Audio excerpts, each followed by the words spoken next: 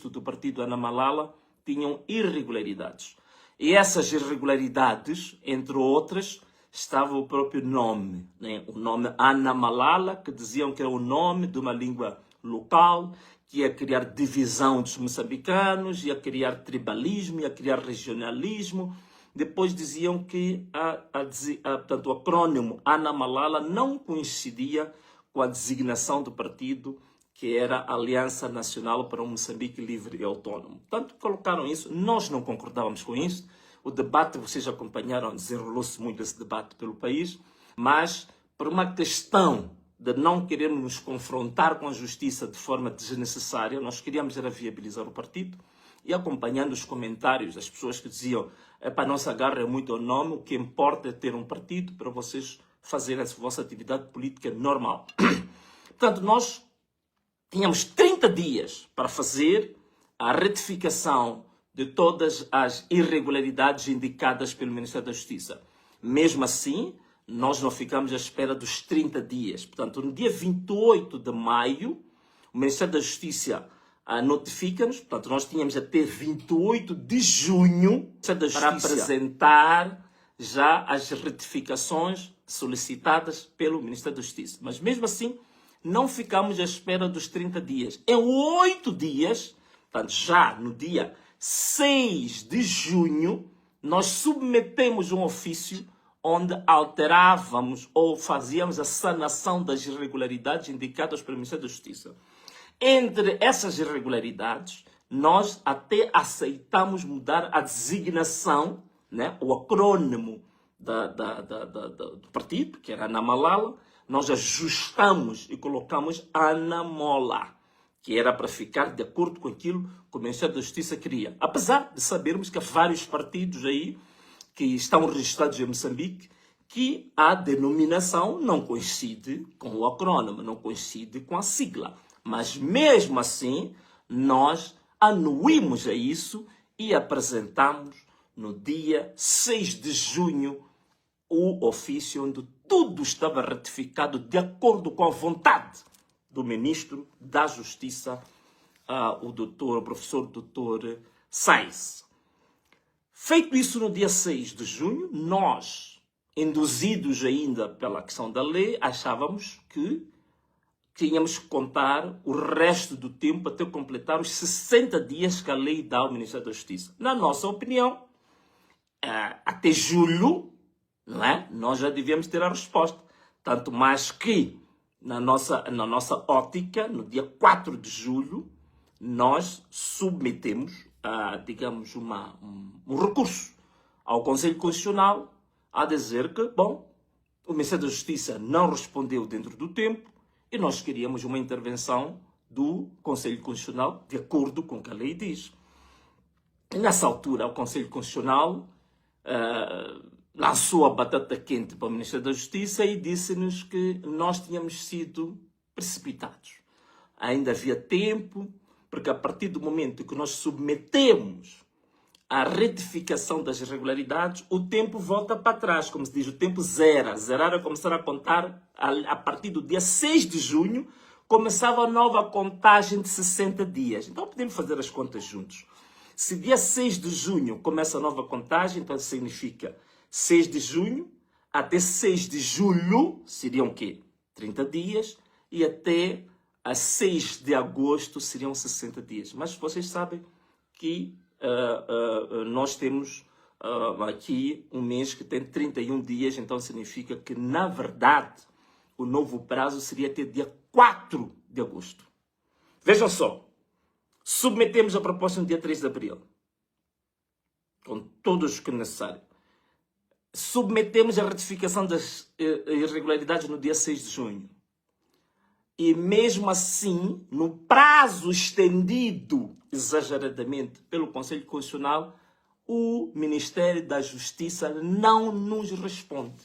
Vamos lá contar o tempo que o Ministério da Justiça teve.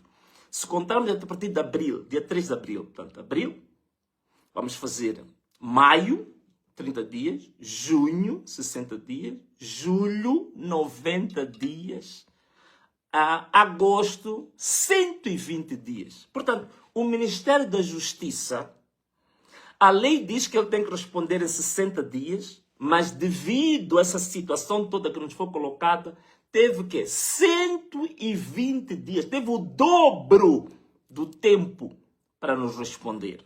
E nós ficamos calminhos e aceitamos, não discutimos, não fizemos muita moça disso. E aceitamos que fosse em 120 dias. E passados os 120 dias, no dia 4 de agosto, segunda-feira, o Ministério da Justiça manteve-se calado, não respondeu absolutamente a nada.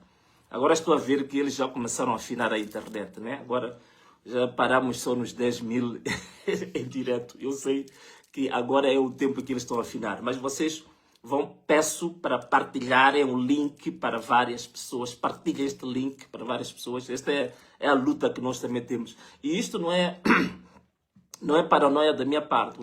O relatório do ministro da Amnistia Internacional falou deste problema que temos em Moçambique. Portanto, o governo, as operadoras, elas entram numa conspiração para reduzir o direito à internet dos moçambicanos, que é um crime. Na verdade, é um crime. Portanto, estamos a dizer que um governo está a cometer um crime de violar uma lei que dê acesso à informação às pessoas. Portanto, não se pode restringir a internet pelo seu belo prazer. Portanto, esse é um direito fundamental dos cidadãos, mas está aí. Mas ok, de todas as formas, vamos. Depois da live terminar, vocês partilhem também e vamos partilhar em várias plataformas. Portanto, isso não vai nos afetar. Então, estão a ver, o Ministério da Justiça teve 120 dias, teve o dobro do tempo legal para dar-nos a resposta e mesmo assim não nos dá a resposta. Fomos obrigados a mudar o nome do partido. Fomos obrigados a aceitar alegações que não tinham nenhuma base legal. Aceitamos a alegação, digamos, a gincana do Conselho Constitucional de que o tempo tinha que começar a contar tudo do zero. Tudo isto nós aceitamos, anuímos, mas mesmo assim o Ministério da Justiça não nos responde. Agora, a gente fez o recurso ao Conselho Constitucional. Eu gostei da nossa equipe de advogados que põe lá uma nota que o Conselho Constitucional não pode considerar uma série de institutos jurídicos, são 7 pontos que não pode considerar que isto seja caso julgado, que não pode considerar que, portanto, há falta de objeto, por aí fora, uma série de questões que estão no documento que acho que vocês tiveram oportunidade de ler. Então, isto é que é a informação que eu queria vos dar a conhecer, que nós já submetemos o recurso ao Conselho Constitucional e vejam só, portanto, nós estamos a ir para uma fase em que este governo diz que quer o diálogo, defende a paz, quer a reconciliação, e nós estamos a dizer que deixa-nos exercer um direito básico, que é constituir o nosso partido, para nós exercermos a atividade política dentro do quadro legal. Então há estes bloqueios todos que estão aqui a colocar. Então é bom que vocês saibam, nós aceitamos tudo isto, por quê? Aceitamos tudo isto que é para ficar claro para toda a gente que nós temos uma intenção, vontade genuína de poder colaborar, de poder respeitar as instituições e estar dentro daquilo que estas instituições de direito dizem que são as regras do jogo. E agora, as próprias instituições de direito também não querem cumprir as próprias regras pelas quais elas existem para fazer cumprir. Este aqui era o grande ponto que eu queria partilhar convosco. Hoje houve o registro do partido, que tivemos que mudar o nome para Anamola. Mas enquanto não tivermos a decisão final, quero que fique claro para toda a gente, nós continuamos a identificar com o quê? Anamalala, ok? Nós continuamos a ser o quê? Anamalala. Até vamos ver qual é a decisão que vai surgir no fim disto. Mas é importante a gente fazer isto por quê? Porque nós temos que usar as instituições do máximo. E este é que é um dos méritos do nosso grupo. Desde 2023, na altura em que estava vivo ainda o Elvino Dias, foi o que nós fizemos. nós usamos todas as vias legais para defender os resultados que foram roubados na cidade de Maputo. Vocês sabem, ganhamos de uma forma convincente em 2023, ainda disponibilizamos as evidências da nossa vitória nas redes sociais, que até hoje, quem quiser é só pedir, manda um e-mail para o nosso e-mail de denúncias, nós podemos mandar-vos os resultados todos de 2023. Ganhamos, nessa altura Elvino Dias e a equipe de advogados, fizemos vários recursos. Fizemos recurso ao Conselho Constitucional, fizemos recurso ao Tribunal Administrativo, ao Provedor de Justiça, à Procuradoria-Geral da República. Portanto, provocamos um grande debate em 2023, digamos, indo às instituições e colocar em causa as decisões que essas mesmas instituições tinham tomado. Vocês lembram-se de uma coisa única que aconteceu neste país? Fomos os primeiros. O Elvino Dias, com a equipe de advogados, foram os primeiros a dizer que a norma que diz que os acordos do Conselho Constitucional são irrecorríveis não é uma norma absoluta, é uma norma relativa. É relativa quando o quê? Quando o próprio Conselho Constitucional, digamos assim, produz ou elabora acórdãos ou sentenças que sejam manifestamente injustas ou que não respeitem os requisitos básicos de uma sentença. Portanto, fomos nós que trouxemos esse debate. Infelizmente, não vejo isso a ser muito debatido na academia. Os nossos maindras digitais, esses milicianos digitais que andam nas televisões, também vimos que não debateram esse assunto, mas sempre usamos as instituições ao máximo, tá? Levamos ao máximo. Portanto, quando começamos a fazer as nossas manifestações de 2023, começamos a marchar na cidade de Maputo, é porque já tínhamos esgotado todas as possibilidades de usar as instituições para colocar de volta a verdade. Tanto Procuradoria, Provedor da Justiça, Tribunal Administrativo, Conselho Constitucional, só nos faltava ir ao Tribunal Supremo. Portanto, nenhuma dessas instituições conseguiu arranjar resposta e muitos dos ofícios que nós submetemos naquela altura, até hoje, não têm resposta. Nunca foram respondidos. Estão para ser respondidos até hoje. O Elvino Dias já morreu, já vai... Vamos fazer agora, penso que estamos próximos de 9 meses depois da morte de Elvino Dias, e muitos dos ofícios por ele produzidos, até hoje o Conselho Constitucional não conseguiu responder. Até hoje o Ministério Público não conseguiu responder. Até hoje o Tribunal Administrativo não conseguiu responder. Portanto, não andamos em manifestações, não andamos em protestos ocasionalmente. Nós primeiro usamos as instituições, só quando isso se esgota é que nós podemos usar outros privilégios que a própria Constituição nos concede. Ponto número 1. Posso fechar esse tema? Bom, não estou a ver aqui comentários, mas posso fechar este tema do Ana Malala. Ana Mola, mas somos Ana Malala, isso tem que ficar claro. Bom, queria também partilhar convosco aqui um assunto. Este é o tema 2. Qual é o assunto que eu quero partilhar convosco? Eu submeti em nome do nosso grupo, em nome do povo moçambicano, uma proposta à Presidente da Assembleia da República e também às bancadas parlamentares para a criação de uma comissão parlamentar de inquérito para se investigar o Fundo Nacional de Desenvolvimento Sustentável, ou FNDS, cujo subproduto mais conhecido é o Sustenta. Acho que vocês todos acompanharam isso. O que nós queremos? Queremos que se investigue no Sustenta a roubalheira, a corrupção, o desvio de fundos públicos que foram feitos na altura em que o Sustenta existiu. E vocês sabem, o Sustenta foi durante 9 anos.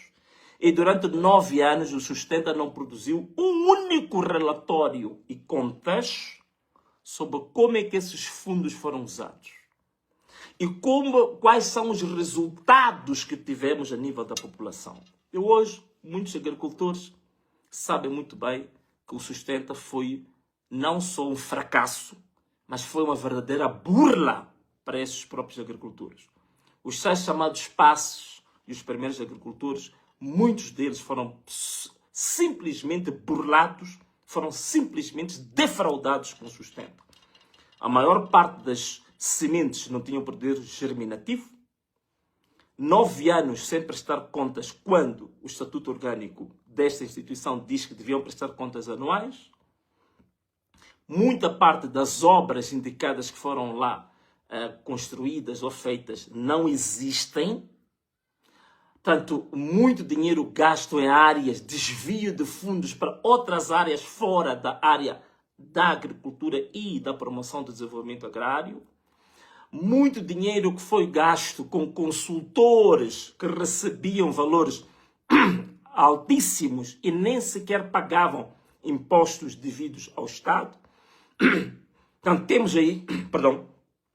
temos aqui matéria mais do que suficiente para se investigar o sustenta e não só investigar o sustenta, também responsabilizar as pessoas do sustenta.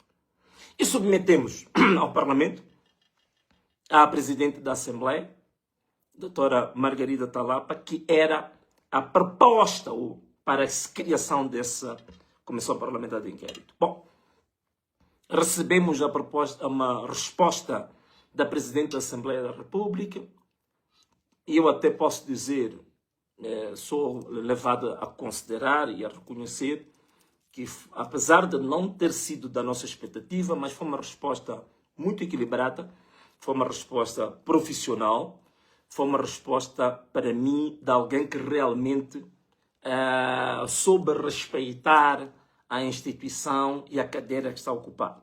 Né? Nem sempre a gente gosta das respostas, mas pelo menos disse em relação à criação da comissão de inquérito que as instituições ou os órgãos que têm competência ou têm iniciativa legislativa é que devem tomar conta disso. Bom, como essa proposta nós submetemos também às bancadas parlamentares, então fica aqui também um apelo à bancada da Frelimo, a bancada da Renão, a bancada do Podemos, a bancada do MDM. Vocês receberam nas vossas secretárias a proposta da criação da Comissão Parlamentar de Inquérito para investigar o sustento. Então está aí, se realmente são representantes do povo, se realmente estão preocupados com os dinheiros públicos, se realmente estão aí para defender o interesse público acima do interesse partidário e particular, então peguem na proposta que está aí, vocês têm iniciativa legislativa e façam essa proposta avançar até criar-se a Comissão Parlamentar de Inquérito para se investigar o sustento. Se nenhuma bancada parlamentar, se nenhuma bancada parlamentar fizer isso, significa que as bancadas parlamentares que nós temos hoje, ou o Parlamento que nós temos hoje, não está para defender o interesse público. Não está para defender o nobre interesse da população moçambicana. Está, pelo contrário, para encobrir, ocultar, proteger os fraudulentos, os burladores, os bandidos, os corruptos e os que prejudicam o interesse público.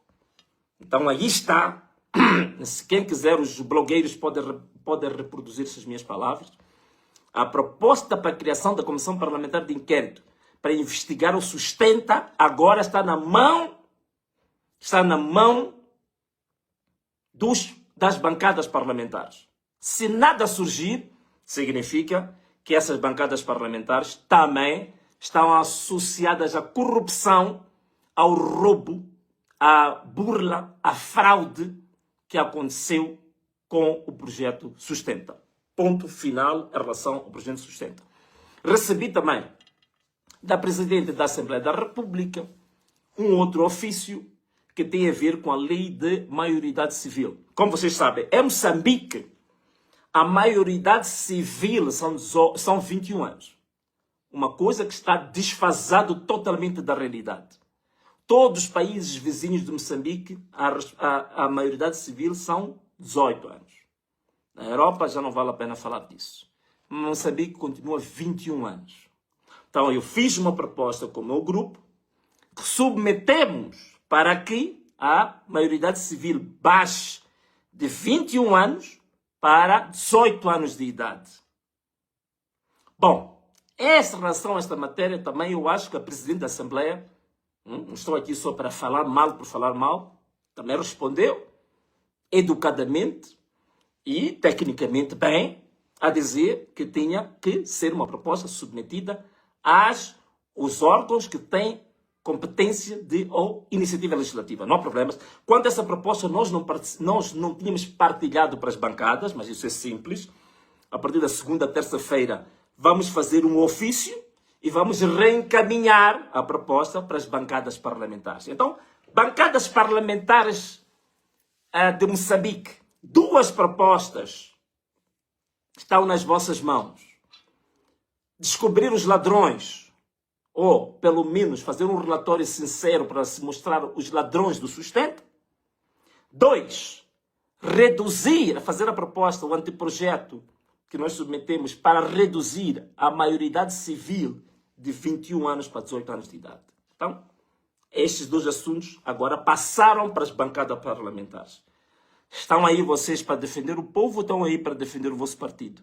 Estão aí para defender o povo ou estão para defender os vossos interesses privados? Estão aí para defender o povo ou estão aí para defender as boladas? Estão aí para defender o povo ou estão aí para defender os vossos bolsos? Estão aí para defender o povo ou estão aí para defender os corruptos? Estão aí para defender o povo ou estão aí para defender os fraudulentos? Estão aí para defender o povo ou estão aí para defender os burladores? Então, agora, com estas 2 propostas nas vossas mãos, vamos agora fazer o quê? Vamos escrutinar, vamos monitorar e vamos informar o povo que as bancadas que estão lá, que o parlamento que lá existe, não é o parlamento para defender a vocês, é um parlamento para defender a bandidagem, a corrupção, a malandragem, as máfias, as quadrilhas. E aí está o caso, está entregue. Então, caros amigos, este era o segundo tema. Portanto, o primeiro tema, estou a ver que vocês já estão aí em direto, estão a tentar afinar a internet, agora baixou um pouco as visualizações, mas não há problema. Continuam a partilhar a live, continuam a partilhar a nossa live. Então, já falei da questão do registro do partido, agora falei das 2 propostas de lei que estão no Parlamento. Mas deixa-me só fazer uma pequena pausa aqui para vos explicar. Quando eu falo de maioridade civil, alguns estão a dizer, mas Venâncio, o que é isso? Estou a ver um comentário. Não estamos a entender esse português. Ok. Deixa lá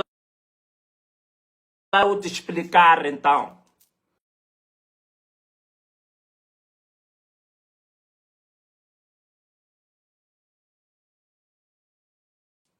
O que é a maioridade civil? É a idade na qual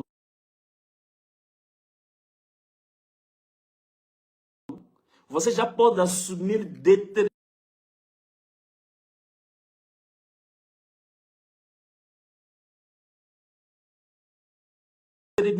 responsabilidades ou determinados direitos.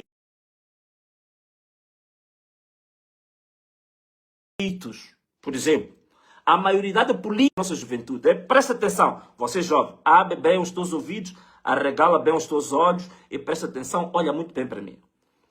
O que nós queremos fazer com esta lei de redução da maioridade civil é para permitir que o jovem de 18 anos possa sozinho abrir conta bancária. Estão a perceber isso? O jovem com 18 anos possa assinar um contrato. Nós sabemos que há muitos jovens talentosos aí. Às vezes tem um contrato de compra e venda de casas. Faz, como gosta muito das boladas hoje, faz uma grande bolada. Compra e venda. Com 18 anos você não pode assinar esse contrato. Agora você já pode fazer essas boladas. Você já pode, neste momento, na verdade estamos a dizer que você se torna adulto para assumir as responsabilidades civis. Depois há outras questões técnicas que não quero falar aqui, tem a ver com os tribunais, a morte presumida, por aí fora. Mas isto é parte técnica, tem a ver com os tribunais, eu não quero vos cansar com isso. Mas você, jovem, a partir desta lei que eu submeti na Assembleia da República, agora está na mão dos partidos que estão na Assembleia da República, vai permitir o jovem de 18 anos abrir a sua conta bancária, fazer contratos,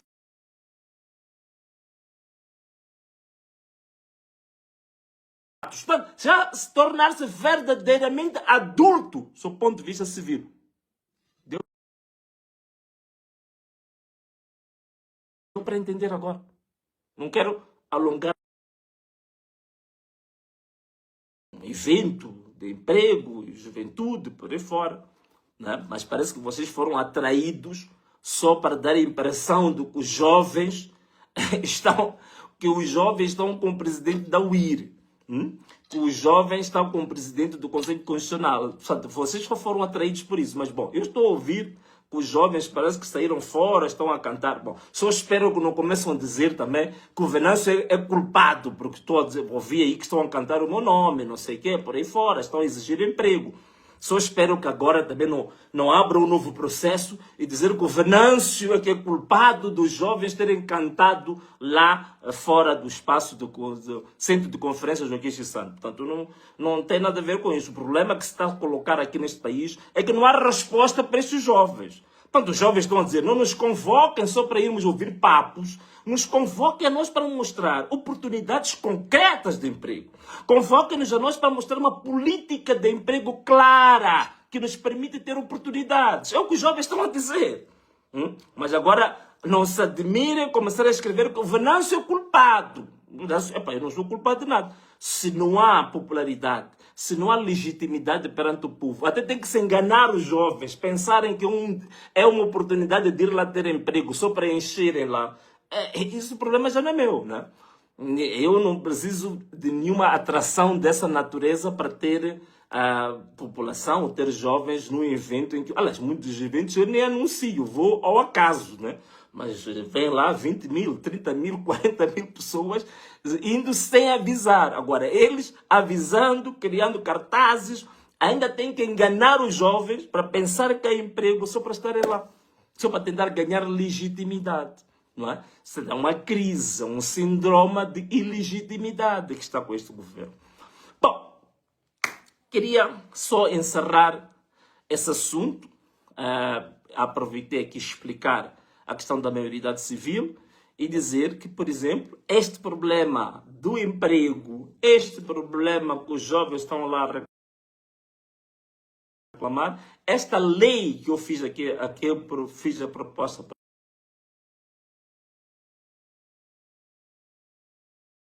a Assembleia da República, poderia ajudar bastante os jovens que têm iniciativa, os jovens que querem ter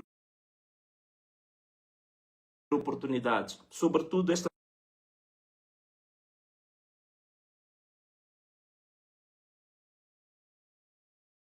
fasquia dos 18 anos.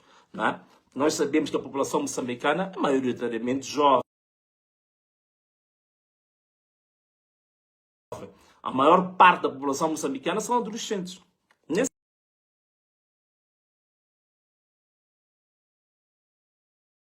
ligar convosco é sobre a questão dos partidos libertadores.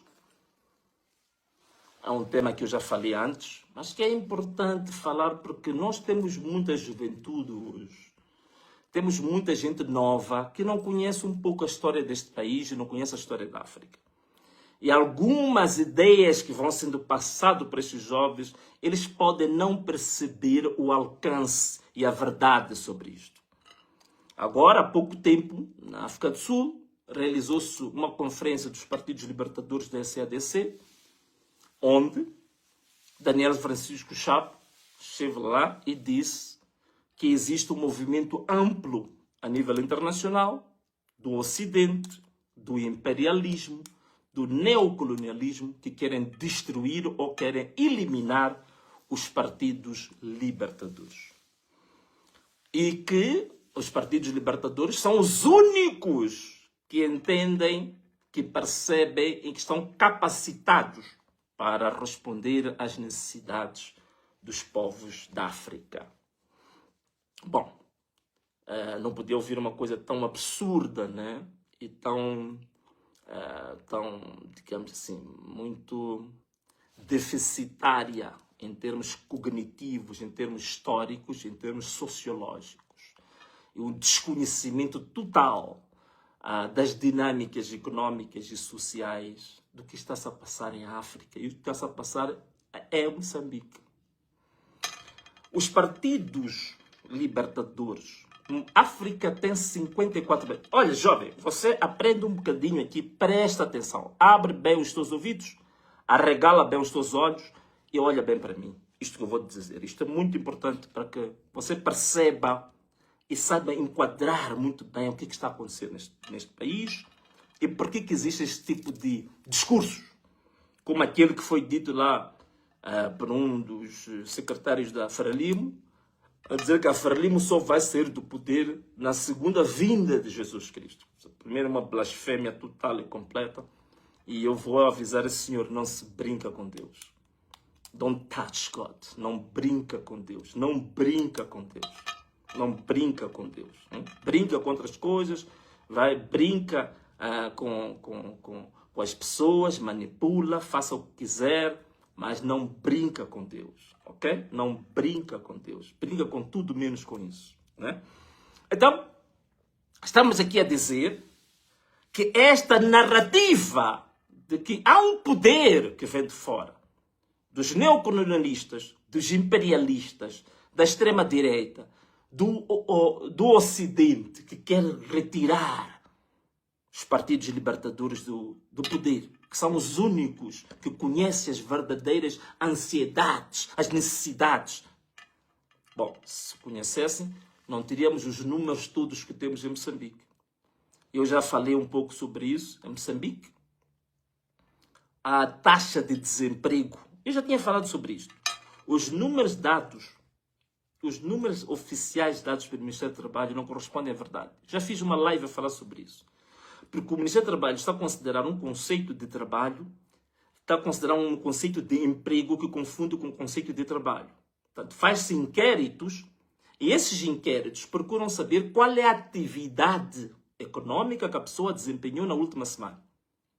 Então, se a pessoa estava a vender giro, estava a vender amendoim, estava a fazer bolada, é considerado a partir deste conceito que a pessoa tem emprego, que é falso. Que é falso. Eu já falei sobre isto, é uma questão técnica, eu posso explicar melhor para quem quiser um dia o conceito, como é que é calculada a taxa de desemprego no Moçambique. Mas falei sobre isto e eu disse que, conhecendo a realidade onde eu ando, eu fui candidato a nível do município de Maputo e fui candidato a nível nacional. Portanto, logicamente, tem que estudar essas dinâmicas, né? Existe um relatório de uma organização chamada Wilson, que foi feito no período da Covid. É muito interessante perceber que a maior parte das famílias urbanas, elas dependem do trabalho da mulher no setor informal. Atenção a isso. Portanto, a maior parte do trabalho útil que sustenta as famílias em Moçambique é do trabalho do setor informal. Significa que em Moçambique nós temos mais de 60%, 70% das pessoas que atingem a idade economicamente ativa no desemprego. Moçambique, todos os anos, segundo as estatísticas, 450 mil jovens alcançam a idade economicamente ativa e que não têm enquadramento, não têm emprego. Então, você está a imaginar 450 mil por ano? Se a gente juntar o exército de Moçambique, juntando as forças do Ruanda, da Frelimo, da Renamo, da SADC, estão muito longe de se comparar com os 450 mil desempregados produzidos todos os anos. Só o nosso exército não tem mais que 15 mil pessoas. 15 mil homens. Agora imagina 450 mil desempregados produzidos por ano. Por ano. Todos os anos. Todos os anos. Então, isto não é produto do imperialismo. Isto não é produto do neocolonialismo. Quando nós temos em Moçambique, nos últimos 50 anos, o Banco Mundial e o Instituto de Estudos Econômicos e Sociais, que é o IESE, fizeram um estudo que indica que cerca de 15 bilhões de dólares, 15 bilhões de dólares em Moçambique foram desviados para a corrupção desde 1975 até agora. Isto não tem nada a ver com o imperialismo.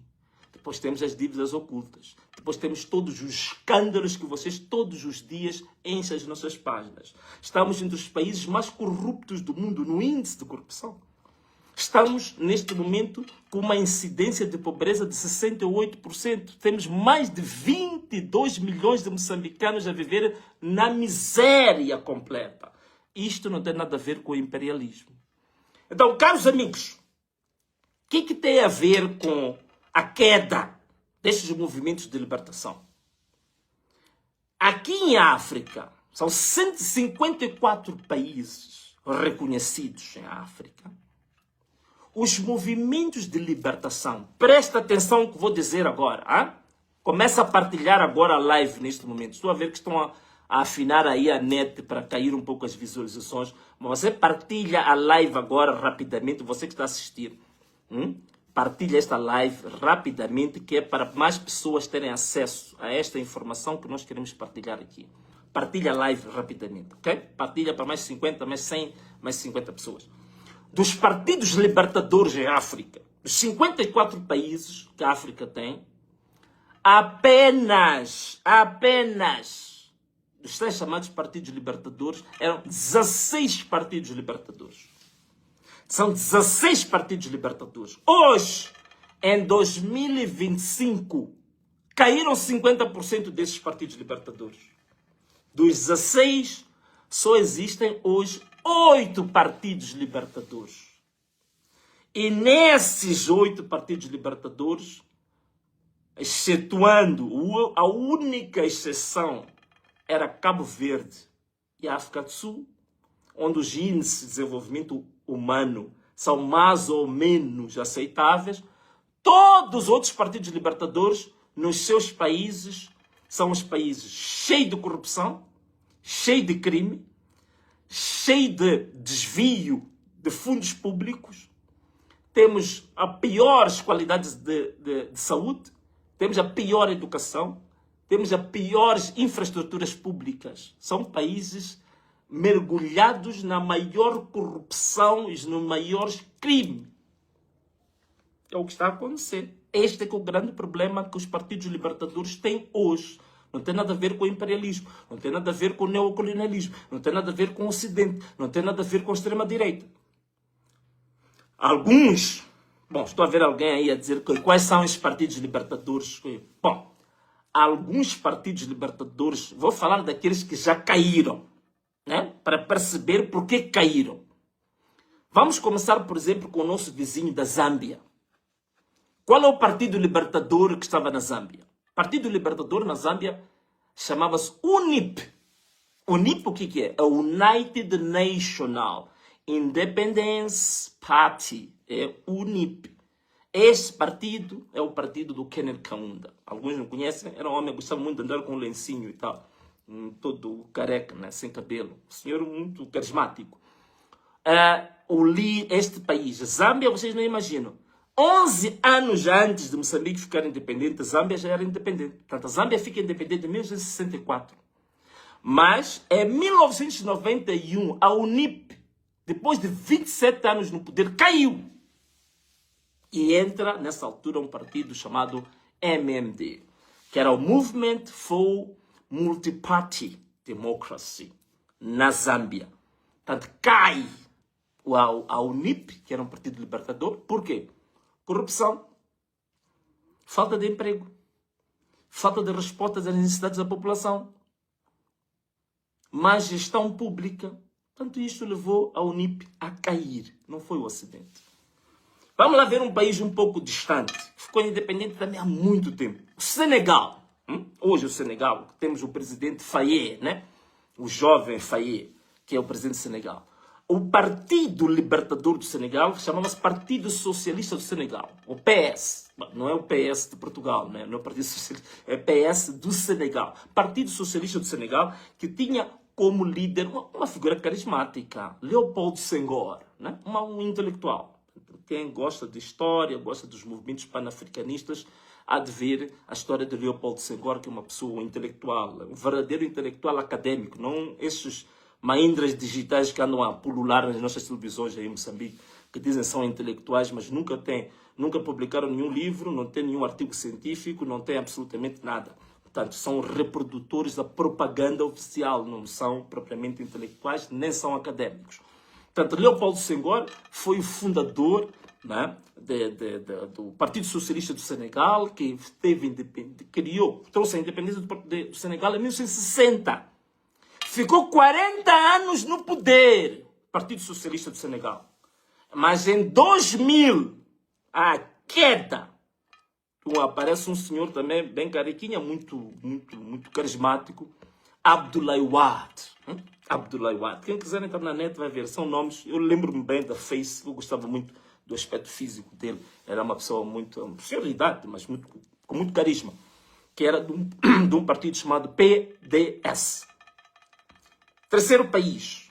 Para mim é um país que é uma grande referência em África, que é o Ghana.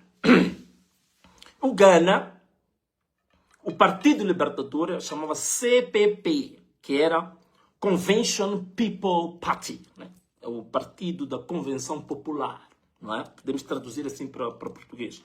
Quem era, na altura, o líder? Uma figura inquestionável do panafricanismo. Kwame Nkrumah, não é?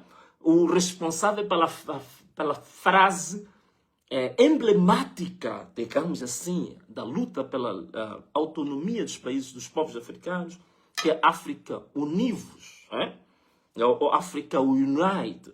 Portanto, quem cria essa frase é Kwame Nkrumah. Temos a Avenida Kwame Nkrumah em Moçambique. O país ficou independente em 1957. E a queda desse partido foi em 1996. Ficou 39 anos do poder. Caiu. Razões? Não tem nada a ver com o imperialismo. Vamos ver o nosso país aqui pertinho. Aqui nosso irmão mais pertinho. Malawi. O Malawi, o Partido Libertador do Malawi era o Malawi Congress Party. Eu até às vezes digo que se calhar inspiraram-se um bocadinho com a ANC, né, da África do Sul. Malawi Congress Party, que é MCP ou MCP. Quem era o líder? Uma figura também muito emblemática. Hastings Kamusbanda. Um homem que andava com aquela vassourinha dos curandeiros, né? Estava sempre com aquela vassourinha. Teve alguns problemas com Samora Machel, não se entendiam muito bem, porque era acusado de apoiar a Renamo na altura. O país fica independente 11 anos antes de Moçambique, portanto, em 1964. E este partido ficou 30 anos no poder, veio a cair em 1994, na altura que sobe ao poder o Bakili Muluzi, do partido UDF. UDF, até hoje, é um partido de referência no Malawi.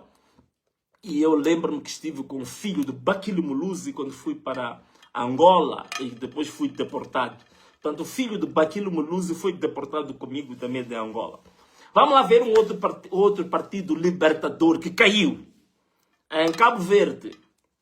PAICV. PAICV. Não o PAIGC, que era da Guiné-Bissau. PAICV, que era o Partido Africano para a Independência de Cabo Verde. Na verdade, este partido é um partido herdeiro do PAICV, que era o Partido de Libertação da Guiné-Bissau, né? Ficou independente de Cabo Verde na mesma altura que Moçambique, em 1975. Mas 16 anos depois, o PAICV perde eleições, cai em 1991 e entra o famoso MPD. Estes partidos todos aceitaram quando perderam, entregaram o poder. Em São Tomé e Príncipe, Partido Libertador, MLSTP, aliás, eles diziam MLSTP, depois faziam uma barra PSD. MLSTP-PSD, em São Tomé e Príncipe, o líder era o Manuel Pinto Costa. Foi independente a São Tomé e Príncipe na mesma altura que Moçambique. Em 1975, ficou no poder 16 anos. Em 1991, caiu um MLSTP no São Tomé e Príncipe. Um outro país anglófono, falante do inglês, a Nigéria, né? Tinha o partido NCNC, ou NCNC, né? Que é o Council of Nigeria and Cameroon, que nessa altura o líder era Ndambi Azikiwe, não é? Foi ao poder, a Nigéria fica independente em 1960, mas em 1966, portanto, só em 6 anos, há um golpe de Estado e o NCNC perdeu as eleições e saiu. Outro partido, já de um sítio um bocadinho diferente, a Mauritânia. A Mauritânia tinha um partido do povo da Mauritânia, que é PPM, né? Partido do povo da Mauritânia, PPM, que o líder é o Mokhtar Dada. Portanto, a Mauritânia torna-se independente em 1960, ficou apenas 18 anos no poder. Em 1978, este partido também perde o poder, mas foi a partir de um golpe de Estado. Portanto, estes são alguns exemplos de partidos libertadores que perderam eleições, foram retirados do poder e os países não se destruíram. E o povo não deixou de ter a boa governação. Alguns desses países até melhoraram bastante o nível de desenvolvimento, da gestão pública, em matéria de corrupção. Mas estes são partidos libertadores que perderam eleições, são partidos libertadores que saíram do poder, não pelo colonialismo, não pelo imperialismo. Agora, claro, ainda dos 16 partidos libertadores, hoje parece que a minha garganta está um bocadinho sensível, dos partidos libertadores em África, dos 16 que eu me referi, então ainda há 8 que caíram e ainda existem alguns que restaram, dos quais podemos destacar aqui os que mais ligações com Moçambique têm, que mais nos interessam. Frelimo, o país independente em 1975, há 50 anos no poder. MPLA, em Angola, independente em 1975, 50 anos no poder. O ANC, na África do Sul, independente não, quer dizer, a queda do apartheid em 1994, está há 31 anos no poder. Depois temos também o partido, eu gosto muito deste nome, eu gostava muito quando eu via nos noticiários, Chama Mapinduzi, né? Não sei se pronuncio bem, Chama Mapinduzi. Este é o partido que está no poder da presidente da Tanzânia, Samia.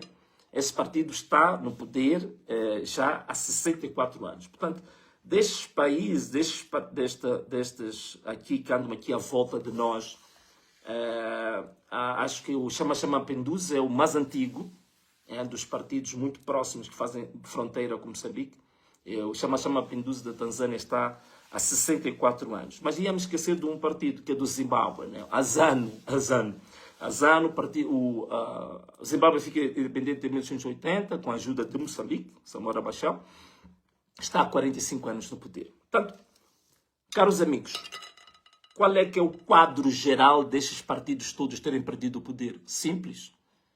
Perderam o poder porque aumentou a corrupção. Perderam o poder porque não conseguiram dar condições de vida condignas à sua população. Não conseguiram aumentar os níveis de serviços de saúde. Baixou a qualidade de educação. Infraestruturas públicas como estradas, pontes, diques, barragens, não houve absolutamente nenhum avanço, e aumentaram os índices de pobreza, os índices de desemprego nesses países. É isto que levou à queda. E todos estes ingredientes são os que continuam em Angola, com a MPLA, em Moçambique, com a Frelimo, com a ZANU no Zimbábue, e com o Chama Mapinduzi também na Tanzânia. Então, era esta pequena o esclarecimento e também um capítulo didático, sobretudo para os jovens, para não se deixarem manipular com alguns discursos da ocasião, que muitas das vezes não são discursos baseados na história, não são baseados na informação correta, não são baseados em estudos, não são baseados na honestidade intelectual. São discursos propagandísticos, são discursos, digamos assim, apenas de propaganda barata, de ocasião, e muitas vezes são discursos autojustificativos. São os discursos de procura de bodes expiatórios, não é? São discursos de caça às bruxas, de lançar o problema para uma outra entidade quando o problema está exatamente consigo. São discursos de pessoas que não querem fazer uma autoavaliação de si próprias, não querem fazer o exercício chamado de autocrítica, não querem fazer o exercício, digamos assim, de olhar para dentro e transformar-se primeiro por dentro para depois se verificar fora. É isto que está a acontecer neste país. Então penso que era esta live que eu queria partilhar convosco, uma live informativa. Vamos resumir os nossos temas. Falamos hoje, primeiro, da formação do partido, tema número 1. Falamos da lei da criação da Comissão Parlamentar de Inquérito para o Sustenta. Falamos da lei da maioridade civil. Falamos também o quarto e último tema sobre a questão dos partidos libertadores e o discurso enganador que tem sido lançado para vocês. O que há mais a dizer? Ana Malala! Um forte abraço. Um beijo.